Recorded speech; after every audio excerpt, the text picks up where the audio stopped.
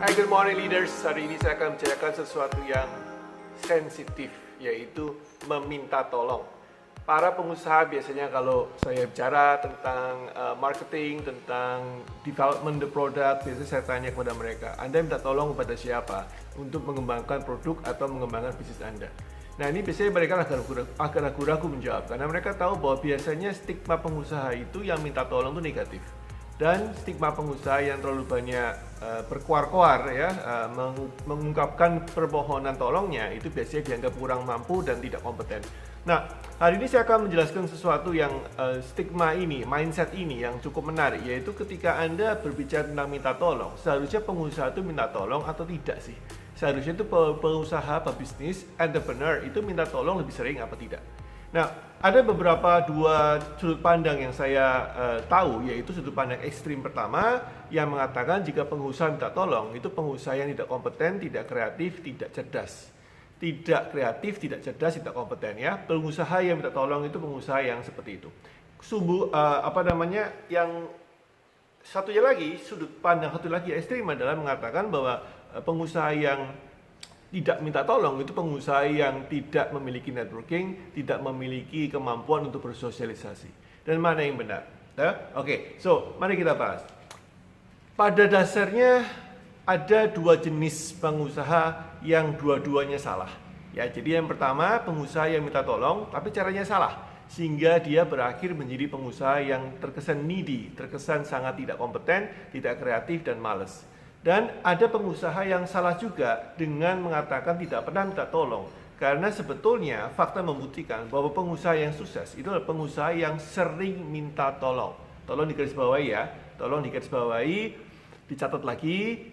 Pengusaha yang sukses itu adalah pengusaha yang sering minta tolong. Tapi mindset dan caranya harus benar.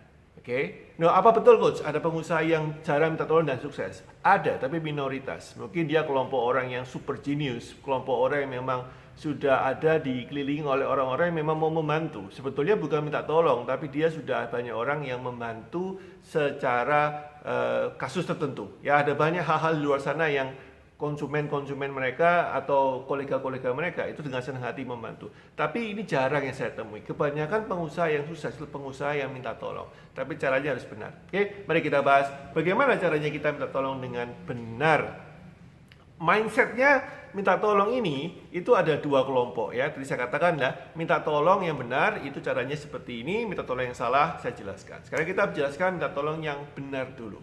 Minta tolong yang benar ada minta tolong kepada orang lain, minta tolong kepada orang yang lebih mampu, minta tolong kepada orang yang kompeten, minta tolong kepada orang yang bisa menolong. Ya, jangan minta tolong kepada orang yang tidak mampu tentunya dengan konsep satu adalah minta tolong yang informatif. Apa itu? Satu, informatif ya. Minta tolong informatif itu artinya apa? Anda harus riset dulu sebelum minta tolong. Ini kebanyakan orang tidak melakukan dengan benar. Ketika Anda melakukan riset tertentu, ketika Anda kumpulkan data tertentu, dan Anda bisa bicara kepada orang yang menurut Anda bisa menolong, karena Anda tahu, hanya ada missing information yang dia punya, sedangkan saya tidak punya. Contoh misalnya gini, saya minta tolong kepada Anda yang mendengarkan vlog ini, melihat vlog ini.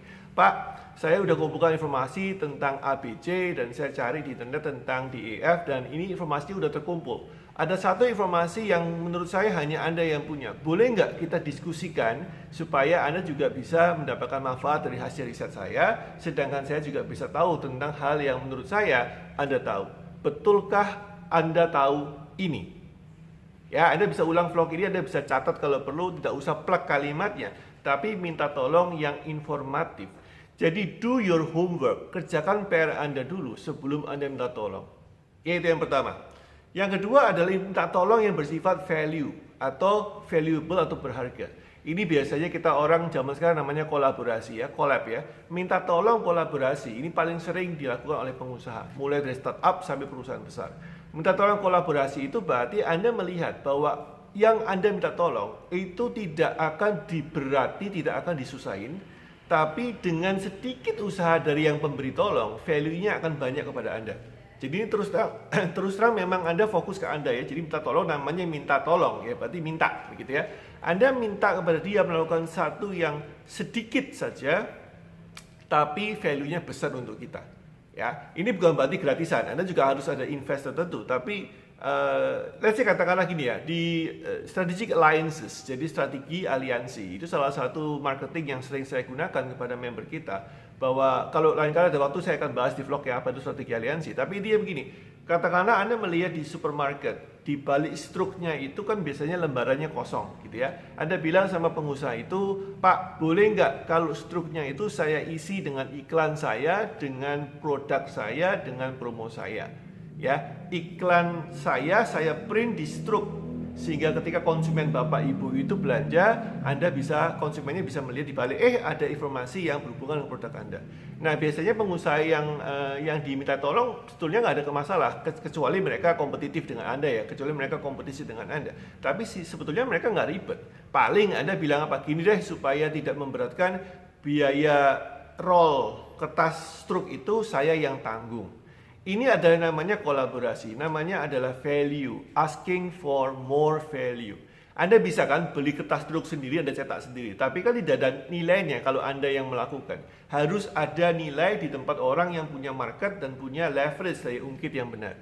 Ya, Anda mengerti maksud saya ya? Jadi asking for valuable help, minta tolong. So kita bahas, jadi minta tolong yang pertama adalah informatif, minta tolong yang kedua adalah value, dan yang ketiga adalah cause. Cause ini adalah sebab ya. Jadi minta tolong ini adalah minta tolong yang membuat pemberi tolong itu merasa enak dan menjadi orang better person. Contoh seperti ini, saya dan komunitas kami membutuhkan bantuan Bapak dalam hal ABC, dalam hal pengetahuan, dalam hal networking, dalam hal ABC ya. Saya dengan komunitas kita dan komunitas ini membutuhkan bantuan Bapak. Jadi sebetulnya minta bantuan itu tidak ada masalah. Tapi Anda mesti tahu, informatif, value, dan cause. Cause ini yang biasa dipakai oleh pengusaha-pengusaha yang bergabung dalam komunitas. Ya, komunitasnya kita, atas nama komunitas minta tolong. Ya, nah sekarang Anda tahu bagaimana Anda minta tolong, mindset yang benar seperti apa. Which is sebetulnya tidak ada yang terlalu ribet. Anda perlu rutin meminta permintaan tolong ini dengan lebih cerdas. Nah, sisi sebaliknya adalah permintaan tolong yang mindsetnya salah dan ngawur. Yang pertama adalah lazy atau malas. Yang minta tolong yang malas itu seperti apa sih? Minta tolong yang tidak mengerjakan riset sebelumnya. Ini kebalikannya. Jadi minta tolongnya itu ngawur gitu ya. Anda tidak melakukan riset. Sometimes saya bilang sama teman-teman saya, tolong kalau tanya itu sesuatu yang di Google itu tidak ada. Tanyalah sesuatu yang di Google itu belum dijawab. Jangan sampai kalau Anda minta tolong kepada saya atau minta tolong kepada orang lain, kemudian orang lain itu kemudian iseng-iseng ambil handphonenya, kemudian pencet dan riset. Lah, ini ada jawabannya mas. Ini ada jawabannya di Google. Ngapain Anda minta tolong sama saya? Itu kan menunjukkan bahwa Anda ini mindset itu males. Ya, so don't do that. Minta tolong yang kedua adalah minta tolong yang namanya kita bilang stupid. Minta tolong stupid ini minta tolong yang bodoh ya. Yaitu minta tolong yang pemberi tolong itu tidak bisa nolong. Karena satu dan dua sebab, nggak mungkin orang yang orang yang dimintain tolong itu bisa tolong. Misalkan pertanyaan yang paling, oke, saya ingat satu hal, tolong jangan melakukan ini ya. Permintaan tolong seperti ini tidak ada gunanya. Misalkan, Pak minta tolong dong dibantu supaya saya sukses. Iki piye carane? Ya, anak bukan, mantu bukan, bojo bukan, suami bukan, saudara bukan. Gimana caranya saya bisa membantu Anda untuk sukses? Ya, Pak bantu dong supaya saya juga bisa makmur. Ini juga kacau ya. Jadi jangan pernah meminta tolong yang stupid seperti itu. Bahkan kalau kita lihat, saya pernah lihat di beberapa Instagram motivator maupun orang-orang yang ternama di luar sana, banyak permintaan tolong yang stupid, itu yang nyasar, nyepam, nyampah. Dia punya feed. Ya, Pak tolong dong keluarga saya menderita, tolong disumbang. Ini gimana caranya? This is stupid. Ya, mereka juga nggak bisa memvalidasi Anda apakah Anda betul minta tolong karena itu ataukah Anda memang penipu. Kan tidak mungkin orang memberi tolong dengan cara seperti ini. Ingat ya, manusia itu sangat-sangat hati-hati. Anda harus tahu bahwa kalaupun Anda diminta tolong seperti itu, Anda mau apa tidak? Kalau mau ya jangan minta tolong, karena nggak akan mungkin ditolong. Kemudian yang paling akhir adalah kita bilang kriminal ya. Minta tolong yang paling dijauhi adalah kriminal. Minta tolong kriminal itulah minta tolong uang, minta tolong harta, minta tolong bantuan yang mengurangi value daripada pemberi tolong dan membuat Anda nikmat tapi menyengsarakan orang lain. Ini kriminal, crime ya, don't do this. Minta tolong, Pak, tolong dong sumbang saya uang, tolong dong modalin saya usaha. Lah, kalau Anda mau benar-benar, coach, ini ada yang tanya, coach, kalau misalkan saya minta tolong uang, berarti tidak boleh? Bukan nggak boleh.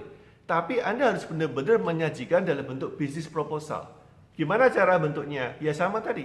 Anda mesti minta tolong dengan cara yang informatif, valuable, dan Anda mesti minta tolong dengan cara cost ya. Bisnisnya Anda itu informasi, sudah ada riset, kemudian ini menghasilkan value yang bagus untuk kedua belah pihak dan memberikan impact dampak cost yang luas. Itu baru Anda bisa punya chance untuk ditolong. Tapi kalau langsung minta tolong uangnya, hartanya, dibantu, dan membuat orang yang minta tolong itu rugi berat dan Anda untung besar, itu namanya kriminal. Ya, please don't do that. Oke, that's it guys. So, Anda tahu sekarang, ada mindset minta tolong yang benar dan ada mindset minta tolong yang salah. Anda putuskan deh mau yang mana. Saya nggak mau ikut campur di keputusan Anda, tapi you know my point bahwa tolong Anda perhatikan vlog kali ini. Anda share juga ke teman-teman yang suka minta tolong ya. Atau Anda bisa juga share ini kepada orang-orang yang suka minta tolong, yang lazy, stupid, dan kriminal. Sehingga mereka tahu, oh iya ya, cara gua salah minta tolong. Semoga bermanfaat. Talk to you tomorrow. Bye-bye. Thank you.